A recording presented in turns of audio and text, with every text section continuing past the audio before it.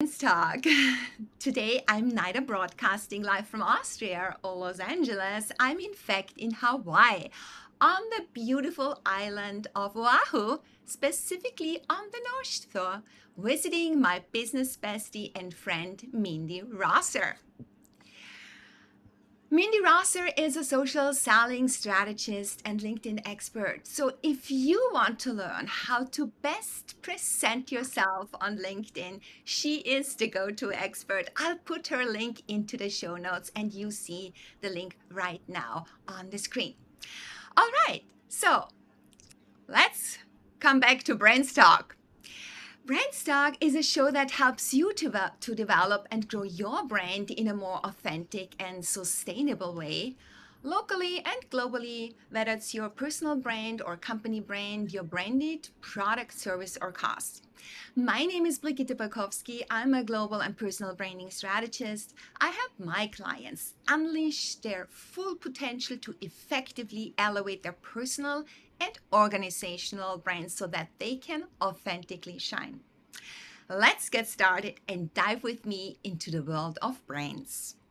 My guest today is Zineb Layachi. Zineb brings over a decade's worth of experience from business development and sales enablement roles to marketing, where she has been two-time CMO. Today, she is the proud co-founder of PitchSLAP, investor pitch mentoring for tech founders and pitching masterclasses for accelerators and incubators. She's also the founder of Raise the Runway, a marketing consultancy that teaches entrepreneurs what they should be talking about instead and gives them the confidence to show up as themselves. Zineb is actively mentoring early stage founders in pitching and marketing through international startup communities. Loves to binge on comedy and print fun stuff on t-shirts. I warmly welcome Zineb Layachi. Welcome to BrandsTalk. Thank you so much. Thank you so much for having me. This is amazing. So I guess you're gonna have to tweak the print fun stuff on t-shirts, but also on caps, right? And caps. Okay, now caps also. Great. Yeah. So that's going to be a fun conversation today. I'm so sure about that. Um, so, Sine, before you teach us entrepreneurs, what we should be talking about instead and how we develop the confidence that you have, that you show, um, yeah, the confidence to show up as ourselves. Could you please share your personal brain story, your journey that brought you right to where you are now? So, what's your story, Zineb? Yeah, I mean, I think that's a great way to fantastic way to start the conversation, especially to start talking about the topics at hand today. Um, you know, I'll start with with the confidence, right? I am a work in progress for sure. It's just that by more doing, I've managed to find my voice, right? Mhm. Over the years, over the months. So it's by doing, it's by putting myself out there, and trying different things, and I am a work in progress. I mean, this is all I'm adding to that foundation as time goes by, is for sure. And I think what has really helped me there, and this, I'll circle back to uh, what we really need to be talking about, and customers don't bite, is, a very important aspect is actually talking to customers, but not just talking to customers, interviewing customers, which we can get into in a bit more detail, but to get that information from them to understand, even way before they chose you, um, what was going through their head, why they choose to research one thing and not the other, where did they go, why did they end up choosing you and almost not choosing you. Like, when you understand all these things, it's much bigger than feedback. You yourself have more confidence in the value that you offer, but also in the value that you don't offer, right? So Mhm. when you have this base, and then you find, it's all about people, find your support network, build relationships, build your network, These two will give you that confidence to keep trying new things, to keep and hence finding your voice, right? I think we a lot of us don't do that because they don't put themselves out there enough. So they don't get to see what works, what doesn't work, what they feel comfortable with, right?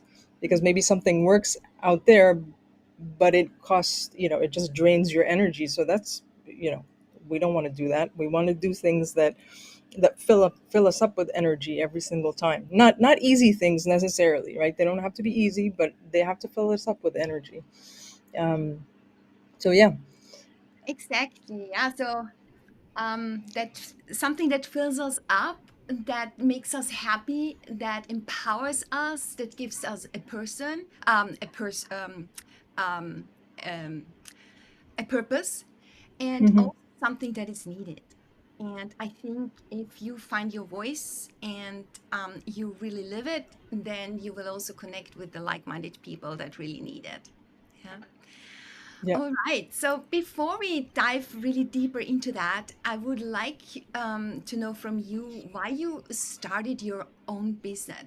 Business. What was the big why that you were following? What was the calling here?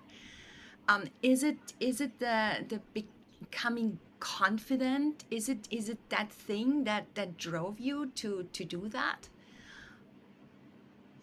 There are several reasons, and I think I'm not gonna lie. One of the very, the main motivators was, I'm tired of having to ask for permission to go to the doctors. I'm tired of having to say, I'm running 10 minutes late.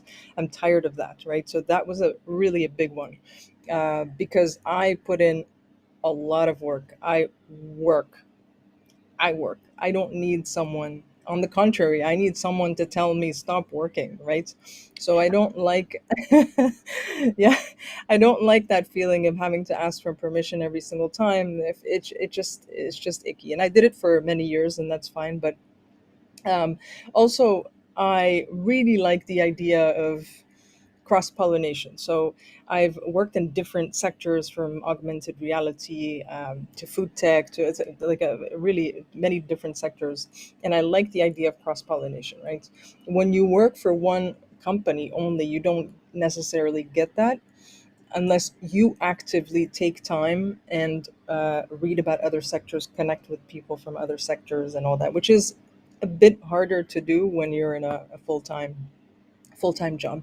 So that idea of working with different, starting my own agency and working with different founders from different industries, was something that I found really, I was like, oh, this is going to be a nice challenge.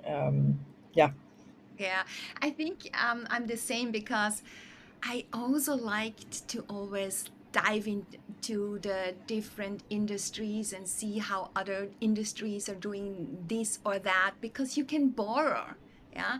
And as you say, this cross pollination, you can borrow from another industry and use it and adapt it in a way that you can really utilize it in the best possible way in your own industry. So I really like that fact. And yeah, also being self-employed, being a consultant, or having worked with a consulting agency or something like that, you always look into how our other businesses are doing things and help them to become even better, streamline things, and make them more effective and efficient. This is also something that I think an entrepreneur likes about it. It's just helping others and seeing across the borders, or across the boundaries of being yeah. boxed in your own little um, yeah, box within within an organization, right? Yeah, but what's funny, and I don't know what please do tell me what your thoughts are on this. But when you start, the first 3, 4, 6 months in a new job, I mean, you go deep. You go deep into, if you didn't come from the industry, there are pros and cons, but generally pros, because you come in with a fresh pair of eyes and you're asking questions that haven't been asked before, which is great for the rest of the team too. but you're also learning from customers. You're learning from the team, from the founder. You know, they're biased, but there is some gold there that you have to sort of, you know, just weed out. That's not weed out. That's a negative word, but just extract. And that's an amazing. It takes time, and you have to be 100% in there. But once that base is done, I think it's you know, it's nice to not have that myopia, right, of only connecting with people from the industry. Mm. Yeah, that's beautiful. You have a bigger horizon of things. You can see it from a more, let's say, it meta perspective, and not Mm. from a perspective of being stuck in one industry. You have more freedom to tie in different ways of working styles. And I think there is the goal, to just put that together and bring about something new from all your experiences that you have looking at all the different industries out there. Great. There's one more question I would like to ask you. How was your journey or your transformation from an employee to an entrepreneur? Where were the difficulties? Where were the major learnings from you for you? Um, Major. I mean, how many hours do you have a list? Three major But learnings and the three most yeah. difficult parts of your journey. Hmm. You know, the first three, you know, I don't know if they were the most difficult, but they definitely were super difficult, and I think that the audience can relate to that. One is, I have this idea of going out there. This is what I'm going to offer to this type of client, and you start validating, and you're seeing that no, that's not going to work, right? Mhm. That's not going to work at all. Right, so there's then the ego, and then the fear, and so that whole process of actually accepting and powering through that, and seeing, okay, so if this is not the case, what is the case, and not stopping, right? Keep learning, keep doing. I always did, so I always would take different types of clients just to learn and see what the process would be if I sold this or that, right? um, the other one is pricing, most definitely. The pricing. That's a really, really big one. And it's great to get help and mentorship, even pay for a coach at the beginning. I think it's super helpful. It would have helped me. There is, however, this part of learning that personally I think that everyone needs to go through on their own. So you can be told, raise your prices, break down the value, no, no, no, but you're not going to do it until you get that trigger, until the day you maybe mess up and you undersell yourself, underprice yourself, and you shoot yourself in the foot, and you're like, lesson learned, never again. Okay, price is up, right? The third one is, from a fiscal point of view, get, I would say, learn about taxes and all that, and the implications, because that's super important. Like, for example, in Spain, at the end of each quarter, you have the taxes that you have to give back, right? So make sure that you have your cash flow is tight, in the sense that you're not counting on that money needs to be in a separate account, right? Because that money is going to have to go out at the end of the quarter. So from a, I guess, a fiscal cash flow perspective, definitely those are the three big ones. All right. Good. So now let's dive deep into our conversation that we have already started.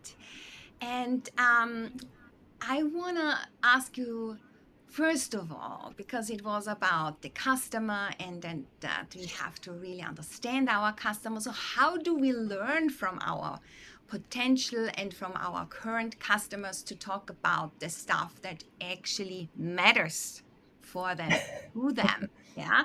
How do we interview them to get this deeper understanding of what matters to them, what they need, and provide it then in such a way that they choose us, that they choose you, Zineb, that they choose me as Bridget, and you out there as audience, as each single individual, yeah, and to serve them and satisfy their needs better than anyone out there, any other competitor that comes up with a similar or same kind of product. So how do we do that?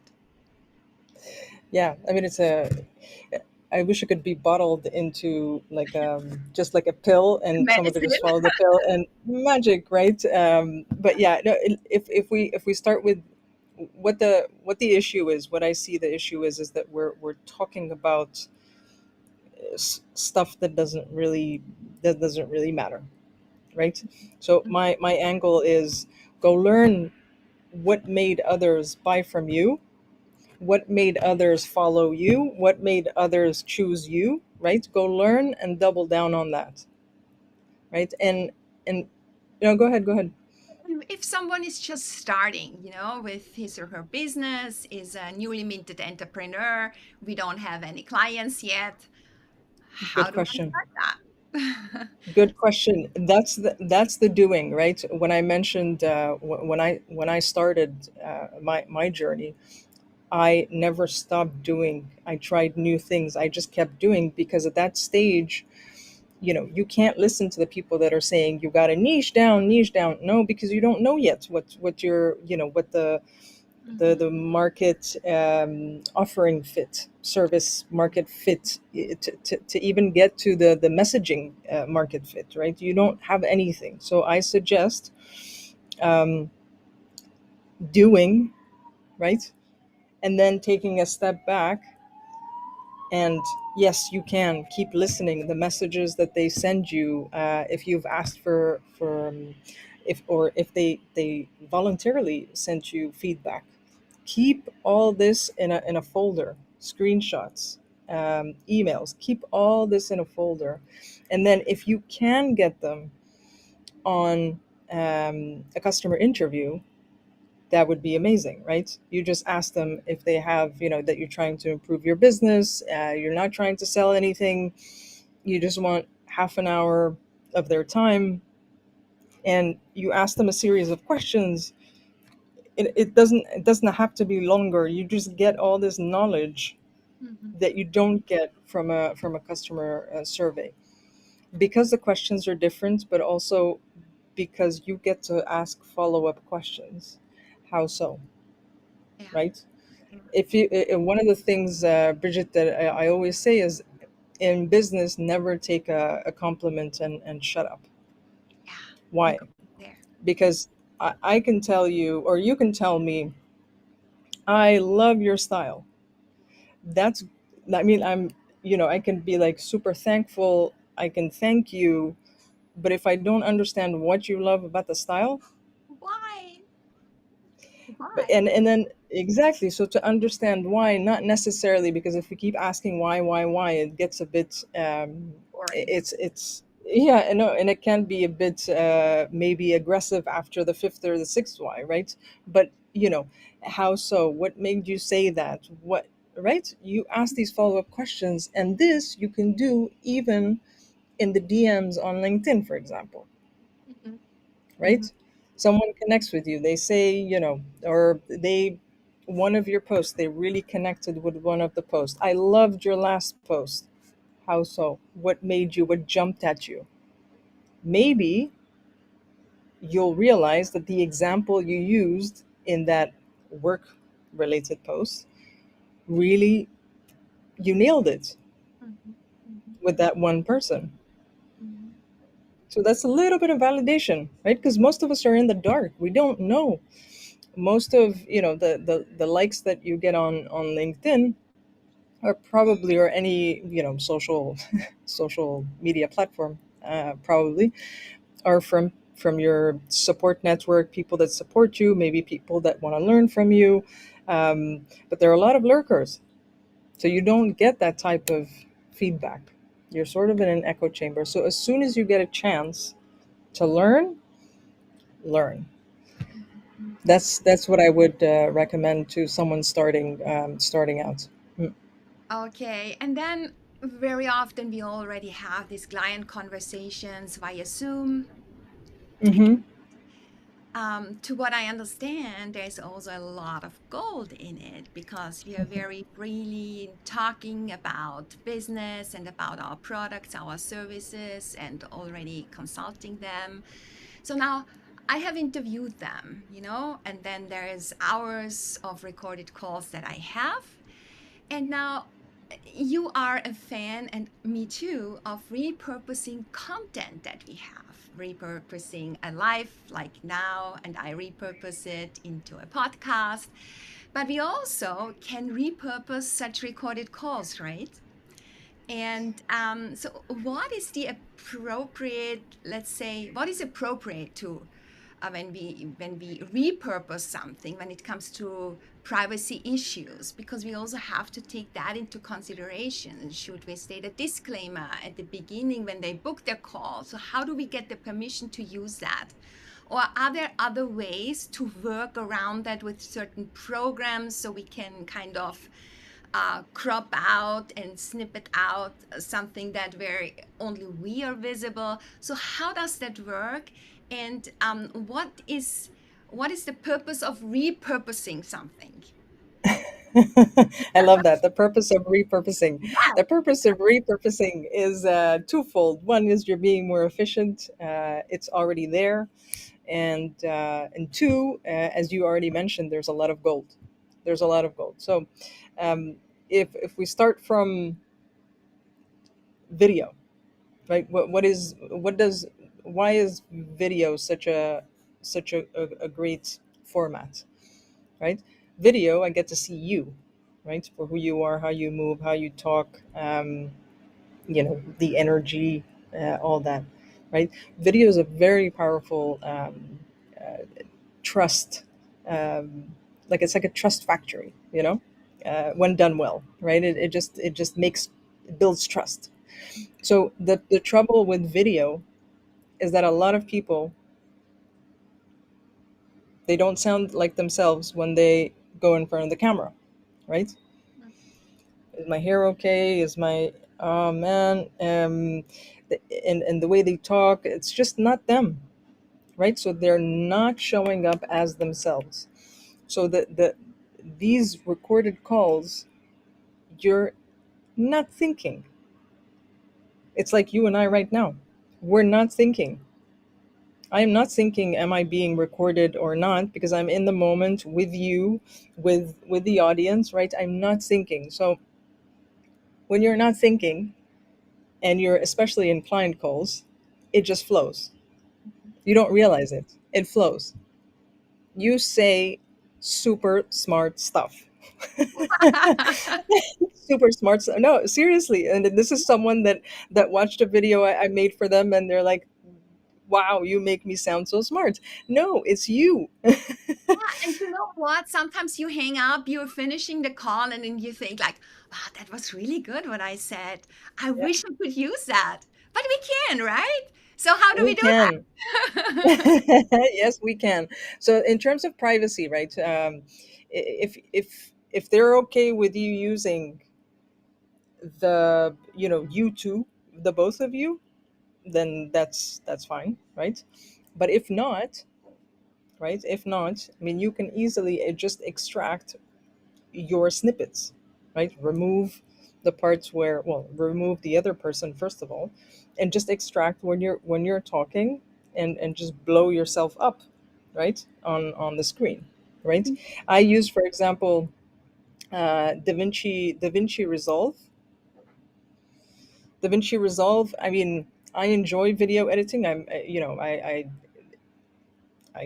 DIY uh, DIY'd it, definitely. Maybe that's a bit too much of a tool for certain people. But if anyone has any questions, they can explain their process to me, and I could definitely recommend a few things. Happy to. But the idea is that you can do it. I'd like to give a shout out to Michelle Griffin. In one of our recorded conversations, she named the dark zoom, right? I really like the dark zoom, that we're not taking advantage of all these hours of of video footage of us dropping magic. Yeah, yeah. Because Bridget, sorry, the way we talk when when a client asks a question, or they have a doubt, or there's an objection or something, and the way we respond to that, the way we listen and respond to that is so natural. So then you just take that, optimize it, of course, for LinkedIn, right? What's going to make me want to watch the rest of the video? So start it at a place where that's a bit catchy, right? But you can build a post around that. Yeah. Exactly, exactly. And there is something that you have on your LinkedIn profile, and I think it's your tagline: real unscripted content that's more relevant and more you. And this Yeah. is exactly that, because it's totally unscripted. You are in this free flow, and as Michelle Griffin said, this dark zoom, we are exactly in there. And we are not getting back to that. And we really should make use of this gold that is sitting in there and repurpose it, as you say, as a post on Instagram or Facebook, or write a blog about it. We just extract it. And it's one more thing that we can show our through selves that we are, right? We are more us, or more, I'm more me, more Bridget, and you are more Zineb, with those Hmm. kind of things, and extracting from a source that show us that we are in a free flow, right?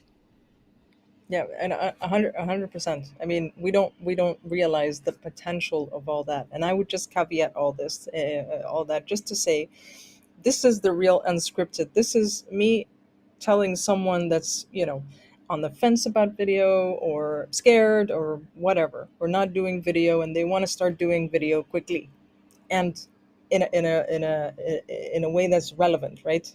Mhm. Um, but if someone wants to learn how to do scripted videos, hats off to them. They can learn. I can even recommend, feel free to reach out. I can recommend a few people that do this and that are really, really good at that. It's just that, first of all, for me, it's just not my style. I might learn someday. That would be, I think it would be amazing. But for someone who wants to start, this is the quickest way to start. It's already there. You don't have to think about, the script. You don't have to think about putting your energy, because another thing with video is you have to come in. I have one of my besties from LinkedIn that said, for video, you have to come in with an energy like this, because once the video is out, the energy will be this. So you already have to come in with a lot of energy. Yeah. If not, we bore everyone to death. Yeah. So, if someone is shy on video, yeah, Yeah. I suppose that Zoom calls, this unscripted Zoom calls, is the best way to practice, right? And are there any, let's say, other tips or tricks that help us to become more confident on video, to get into this zone of genius, in this high level energy that sooner or later drops or comes across like that? So how can we, yeah, become more confident and yeah, enjoy it actually to be out there? So what's the recipe? Well, as with a lot of things, it's doing, right. It's doing, because it's very easy to sit back and say, oh, I did it once, I'm okay, right. It's the more you do it, the easier it gets. For example, if I skip a day or two and I post a lot more than 99% or more of LinkedIn, if I don't post, I get that little, what if, that little gremlin that starts, kicking in. The little bit of fear, the little bit of that, right? The same thing happens with video. So the more you do it, the more you're going to see, first of all, your support network, your people, they're going to come and help you. They're going to come and support you. That's going to help you also through it. Now Mhm. you're going to start getting validation from your target audience, um, and then slowly you're going to stop thinking about, the hair, or the, is this okay, or is the color or not, and then think more about playing the attention game, right? So how also can you get better at this? Follow people that actually, engage with their content, learn from people that do video really, really well, right? You've got Doug Lawson is a great example. He plays the attention game. He's a fantastic example on LinkedIn and on YouTube. We have Alex Sheridan, also a different type of videos, but he's also a great person to follow. Um, we have Chris Bogue. I hope I pronounced his last name correctly.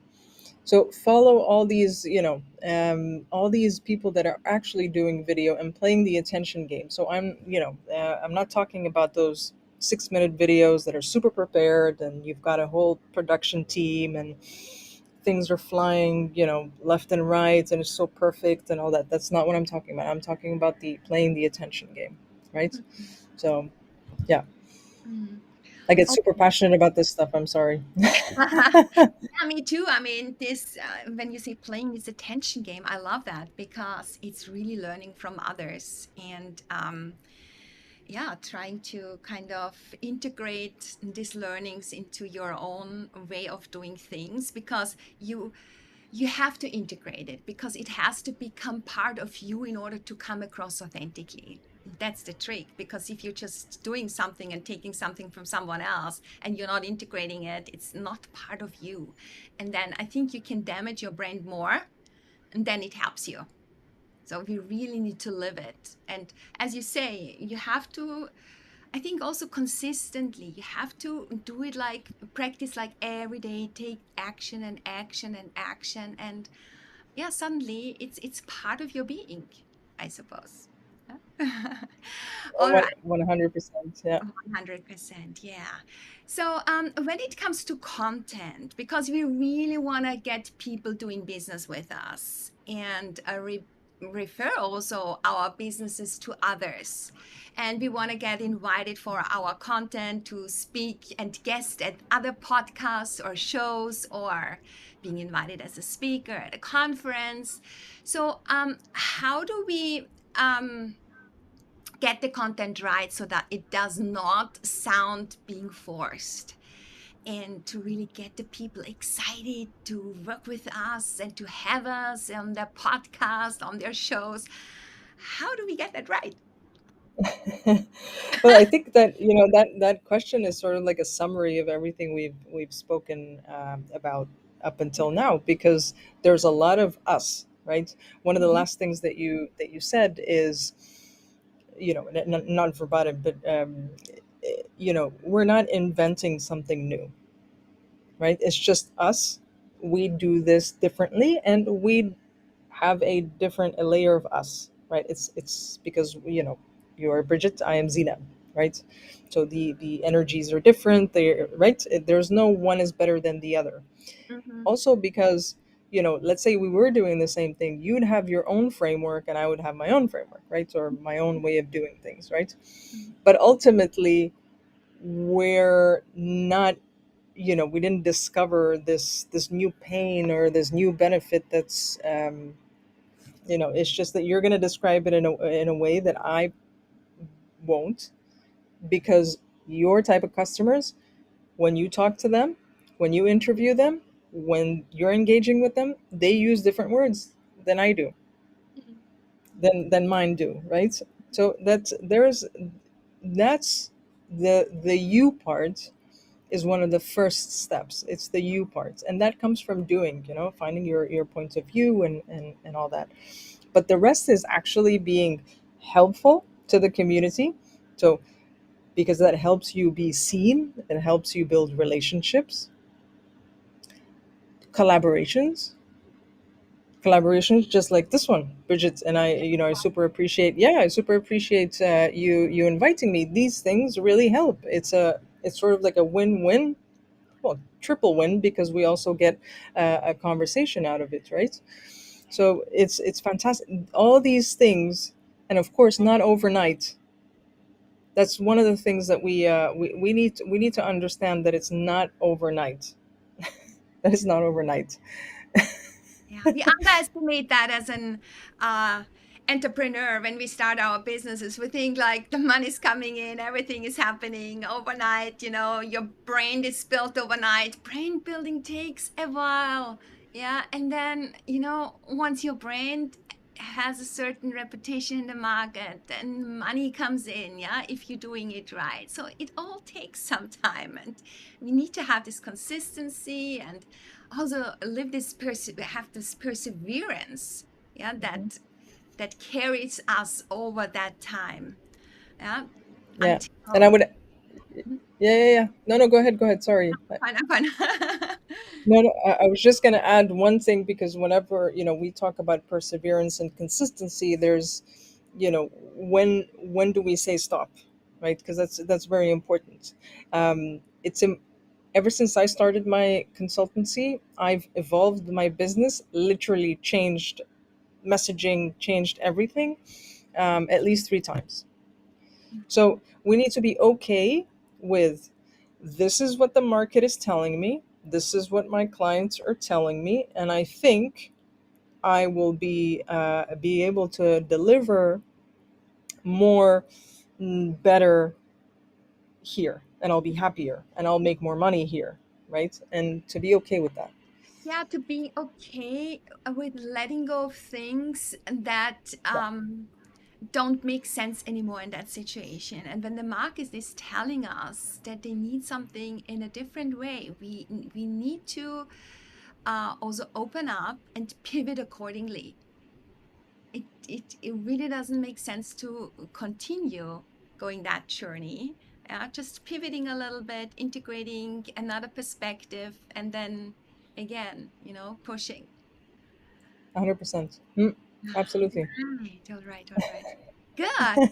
Yeah. So it's really interesting. Now I would like to pick up on what we have talked about in the last couple of minutes, because the way you present yourself is a very funny, very humorous way, and you come across very, very confidently. And it means also that you totally own it. And I see your brilliance shining through your smile, and the way of how you connect with your audience. It's awesome. So, and that also shows me that you are in your sweet spot. And I think that's what we need to feel when we are on a journey, because if we feel we are in our sweet spot, then that means that we are able to help people, because there is kind of a resonance. Yeah, it makes us feel free, it makes us feel inspired and motivated, because there are people out there that need exactly that. And we are also thereby in our best version, and that makes a strong personal brand. So what is it that makes you so unique? What is your singular thing, and what is that people choose exactly you to work with you? um, I haven't nailed it 100%, Mhm. ever since the last batch of customer interviews. Yeah. But there's there's this, and I hope to have this like nailed, especially in this last iteration of my business. But there's the the lightness, the lightness of course there's that I know my stuff, right? I know my stuff, but there's also that lightness, that's sort of like carefree, a little bit of carefree, of scrappiness, right? Let's just do it. um, there are a lot of entrepreneurs that I work with, um, that are, just wait till, I get it all perfect. No, still talking in those big words, etc. So I come in because they let me in, right? So I'm not forcing myself on this client relationship. So they are more open to me. I come in and because I'm not afraid to just share the screen and open up a Google Doc and start typing options. right, in front of them. And I actually had one client that said, you're the first one that actually shows their work, right? I don't care, right? I'll just do it, blah, blah, blah, blah. Because the closer I get to a version that we can both agree on, where you can see what I have in my head and I see what's in your head, etc., the faster we'll go. So this scrappiness, I think, is one of the biggest things. And of course, I don't force my humor on brands. I don't. But it's funny how I end up attracting, um, founders and entrepreneurs that, we click. At least they need to click with my sense of humor, or have a sense of humor of their own, right? Even if their own brand doesn't necessarily show that. Hmm. Wonderful. So, what does a strong personal brand mean to you? And what does it have to have? And I would love from you some helpful advice. How can people build a strong personal brand and be in their best version, other than what we have already talked about before? Is there some more helpful advice that you can give us? Well, follow you, that's for sure. That's the easiest advice. Yeah. Strong personal brands.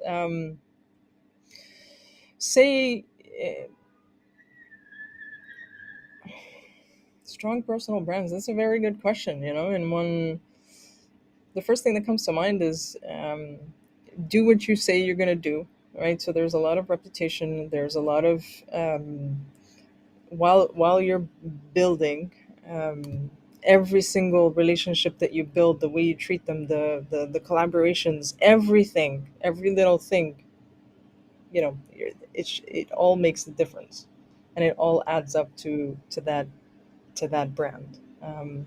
I think even people from 4 years ago coming back to you because they remembered something that you told them, right? Or something, or how you made them feel. So that's also a big part of it. Um, what is that? We can get a bit meta, and talk about, what is that space that you occupy in people's minds, right?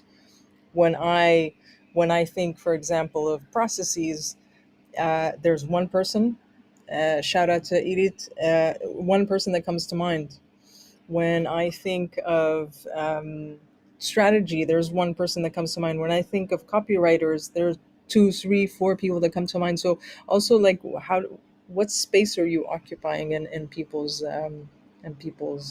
minds, and make sure it's for the right space for you, right? Yeah, exactly. Like being top of mind means having great brand awareness in someone else's uh, Hmm. sphere, right? And that's what you want to be. I mean, you can't be to everyone, of course, because we serve certain kind of people that resonate with us and that want our products and our services. And so we should really, really focus on that. Great. Thank you so much, Zineb. There is one question I would like to ask you. Um, Hmm.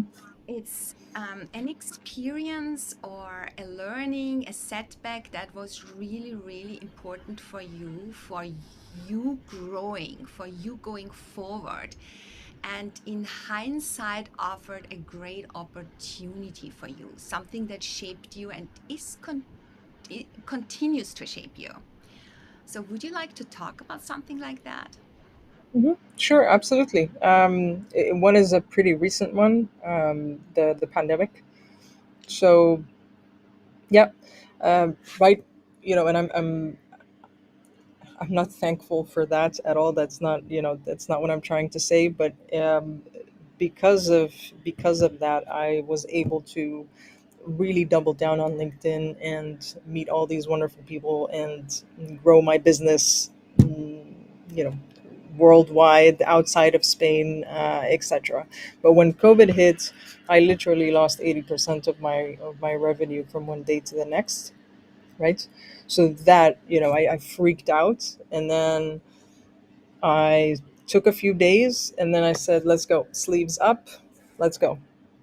What do we have to do? And I turned to LinkedIn. I turned to my existing network. I started learning. I started building relationships. I started every single piece of like content or things that I had built that were useful to other entrepreneurs offline, right? Also, I I started to offer to do it even for free, just to collaborate with other entities and meet new people and etc. And that's how I started.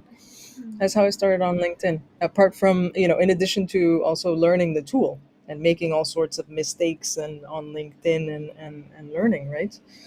But yeah, Yeah, beautiful. There's a silver lining in everything, and also for me, COVID was really, I think, actually a good thing because I found a new Bridget, a new way of doing things, a new way of working, and also for you. And then pivoting to something and using also LinkedIn, it's also for me that go to social media platform because I find like minded people. I connect with people, I can do my business. Without LinkedIn, it would be hard for me to reach out to, especially that clientele that I'm serving. Yeah. yeah, All right. amazing. Amazing, yeah. Good. We're almost at the end of our show, Zineb, and I would like to do rapid fire terms with you. So, kind of a quick Awesome. rap. Are you ready for that? Bring I am ready. Bring it on, Bridget. it on. The first one is video. Yourself.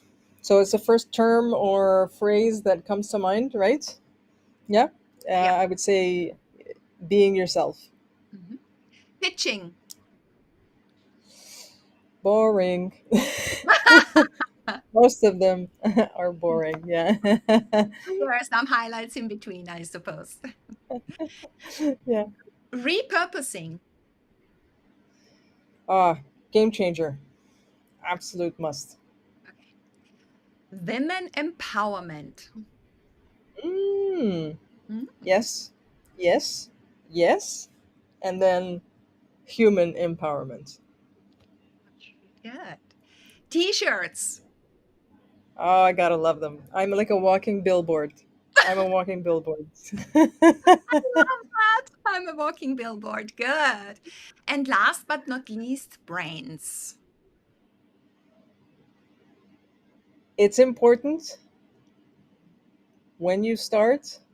It won't feel like it is because you don't doesn't have any meaning, but it's important. It's important. Yeah. Okay, good, Sineb. All right.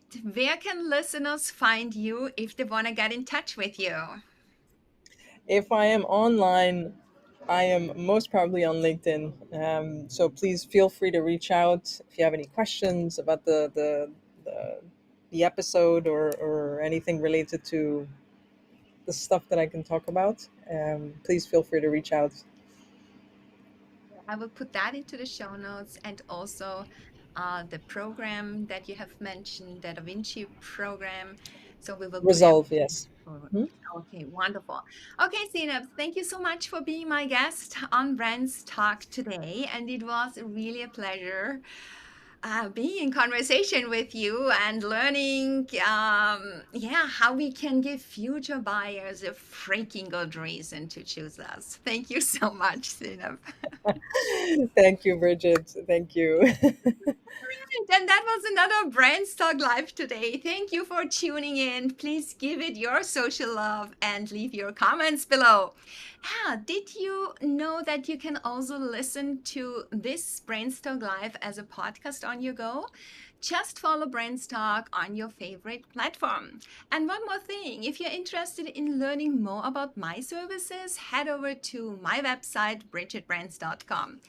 I hope you will join me again when we dive into the world of brains, live or by having me in your earbuds walking the talk. Bye for now. Let's shine. You deserve it.